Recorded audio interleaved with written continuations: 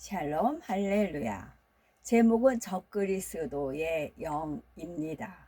구원의 도를 변질시키는 적그리스도의 영에게 미혹되지 않고 진리에 굳게 서서 영들을 잘 분별해야 되겠습니다.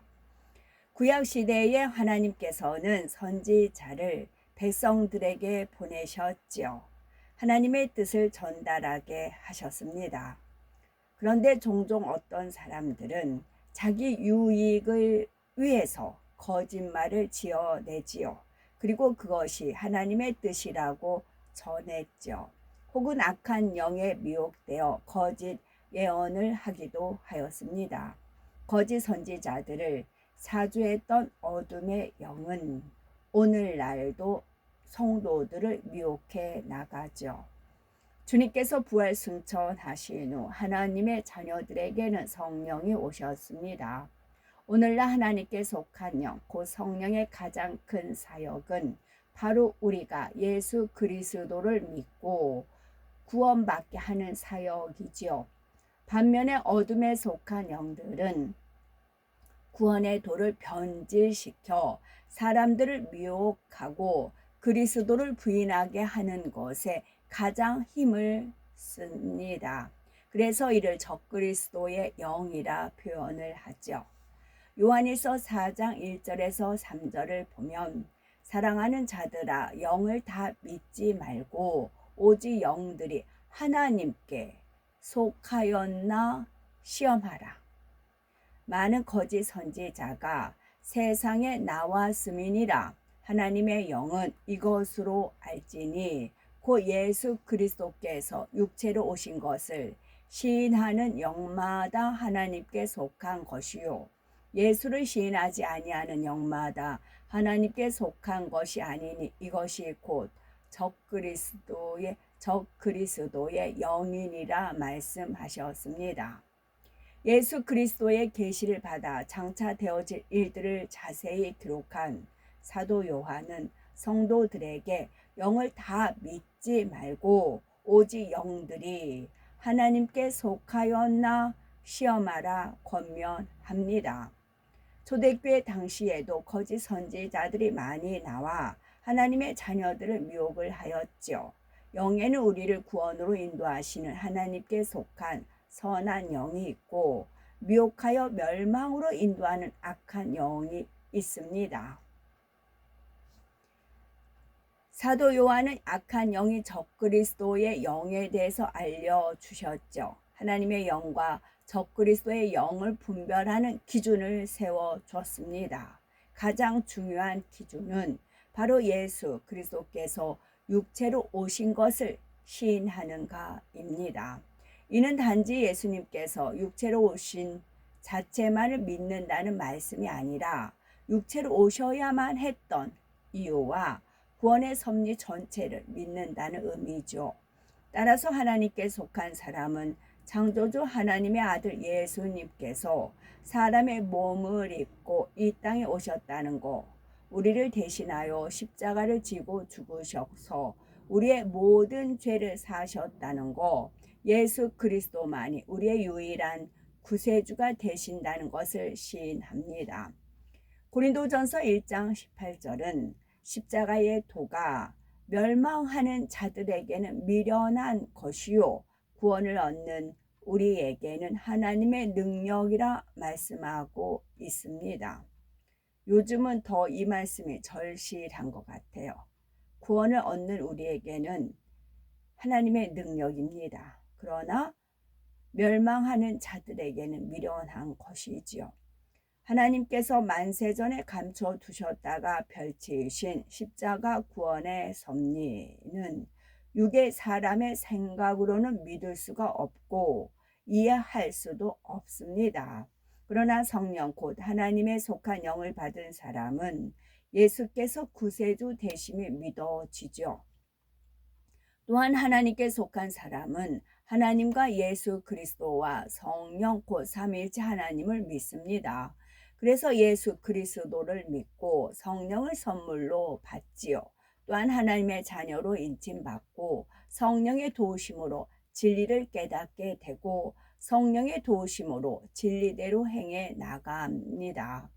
반면에 적그리스도는 하나님의 말씀을 가지고 예수 그리스도를 대적해 나가는 사람이지요. 예수 그리스도를 통한 구원의 도를 부인합니다. 특히 믿는다고 하는 사람들 가운데 하나님의 말씀을 가지고 교묘하게 미혹하는 경우가 있기 때문에 잘 분별해야 합니다. 어떤 경우든 예수 그리스도를 시인하지 않는 것, 곧 주님을 이 땅에 보내신 하나님을 대적하는 것과 다를 바가 없습니다. 어떤 경우든 예수 그리스도를 시인하지 않는 것은 곧 주님을 이 땅에 보내신 하나님을 대적하는 것과 다를 바가 없습니다. 요한이서 7절에 보면 미혹하는 자가 많이 세상에 나왔나니 이는 예수 그리스도께서 육체로 임하심을 부인하는 자라. 이것이 미혹하는 자요 적그리스도니라고 말씀했습니다. 또 요한일서 2장 19절을 보면 저희가 우리에게서 나갔으나 우리에게 속하지 아니하였나니 만일 우리에게 속하였더라면 우리와 함께 거하였으려니와 저희가 나간 것은 다 우리에게 속하지 아니함을 나타내려 함이니라 라고 말씀하셨죠. 적그리스도의 영은 두 가지로 분류할 수 있습니다. 적그리스도의 영이 사로잡은 경우와 적그리스도 영이 생각을 통해 미혹하는 경우이죠. 이들은 성령이 있는 곳이며 어느 곳이든 틈타서 하나님의 말씀과 정반대로 나가도록 사로잡거나 생각을 통해 자신도 모르게 미혹되도록 역사를 합니다. 이들은 성령이 있는 곳이며 어느 곳이든 틈을 답니다. 새치기를 합니다. 하나님 말씀과 정반대로 나가도록 사로잡거나 생각을 통해 자신도 모르게 미혹되도록 역사하지요. 요한일서 4장 5, 6절을 보면 저희는 세상에 속한 고로 세상에 속한 말을 하매 세상에 속한 고로 세상에 속한 말을 하매 세상이 저희 말을 듣느니라. 우리는 하나님께 속하였으니 하나님을 아는 자는 우리의 말을 듣고 하나님께 속하지 아니한 자는 우리의 말을 듣지 아니하나니 진리의 영과 미혹의 영을 이로써 아느니라 말씀했습니다. 오늘날도 하나님을 믿는다, 예수 그리스도를 믿는다, 성령을 받았다 하는 사람들 중에 성도들을 미혹하는 경우가 있죠. 이런 사람들을 만나면 과연 그들이 하나님께 속해 있는지 시험해 봐야 됩니다. 이는 그들의 말과 행동이 하나님의 말씀에 비춰 합당한지 점검해 보라는 뜻이죠. 요한일서 3장 7절을 보면 자녀들아 아무도 너희를 미혹하지 못하게 하라 말씀하고 있습니다. 그러면 진리의 영과 미혹의 영을 어떻게 분별할 수 있을까요? 미혹의 영은 세상의 영으로서 믿음에서 떠나도록 마음을 흐리게 합니다. 하나님께 속한 사람은 진리의 말을 듣지만 세상에 속한 사람은 진리의 말을 듣지 않기 때문에 이를 분별하는 것은 어렵지 않죠. 믿는다고 하면서 악한 괴계를 부리고 하나님의 나라를 회파하려고 한다면 이는 미혹의 영에게 역사를 받는 것입니다. 반면에 진리의 영 곧 성령은 하나님의 자녀들 마음 안에 내주하셔서 예수 그리스도를 증거하고 모든 진리 가운데로 인도하시죠. 또 자의로 말하지 않고 오직 하나님께 듣는 것을 말하시며 장래의 일을 알려주십니다. 따라서 진리의 영을 받은 사람은 말씀을 듣고 순종할 뿐 아니라 하나님의 나라와 의가 이루어지고 확장되는 것을 즐거워합니다.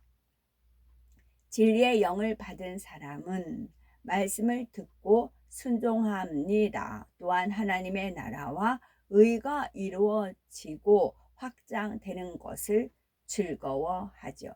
진리와 함께 기뻐하며 입니다. 그래서 믿는다 하면서 교회에 왔다 갔다 할 뿐 하나님의 말씀을 즐거워하지 않으며 마음에 믿어지는 믿음을 지니지 못한 사람들이 있죠. 이들은 아직 세상에 속한 사람들로서 여전히 세상을 사랑하며 진리의 영을 받지 못하면 묘의 영에 이끌려 하나님을 떠나게 됩니다. 디모데전서 4장 1, 2절을 보면 후일에 어떤 사람들이 믿음에서 떠나 미혹해하는 영의 귀신의 가르침을 쫓으리라 하셨으니 자기 양심이 화인 맞아서 외식함으로 거짓말하는 자들이라 말씀했습니다. 마태복음 7장 15, 16절은 거짓 선지자들을 삼가라. 양의 옷을 입고 너에게 나오나 속에는 노략질하는 일이라. 그의 열매로 그들을 알지니 가시나무에서 포도를 또는 엉겅퀴에서 무화과를 따겠느냐 말씀했습니다. 만약에 믿음의 형제를 중상모략하거나 수군수군하는 등 하나님 나라가 확장되는 것을 시기 질투하며 회방한다면 이는 진리의 영이라 볼 수가 없죠. 아무리 행함이 충성스럽게 보여도 미움, 시기, 질투 등 악의 열매, 불법의 열매가 맺혔다면 하나님께 속한 진리의 영이 아님을 깨우쳐야 합니다. 물론 진리에서 벗어난 사람이라 해서 다 적그리스도라고 하지는 않습니다. 하나님의 독생자 예수님께서 인류 구원을 위해 성령으로 잉태되셨다는 것을 믿고 십자가 구원의 도를 시인한다면 적그리스도라 말할 수가 없죠. 적그리스도의 영을 받은 사람은 고의적으로 성경 말씀을 변질시키고 성령을 정면으로 대적하여 성령 회방 모두 거역을 해나가는 사람입니다. 따라서 진리에 굳게 서서 영들을 밝히 분별하시어 미혹받는 일이 없어야겠습니다. 우리가 이단에 대하여 하나님의 말씀을 기준으로 정확히 분별하지 못하면 자칫 성령을 회방하고 거역하며 모독하는 일이 되어 구원받을 수 없습니다. 따라서 오직 하나님의 말씀에 비추어 영들을 정확히 분별하시되 함부로 판단하거나 정죄하는 일은 없어야겠습니다. 아멘. 샬롬.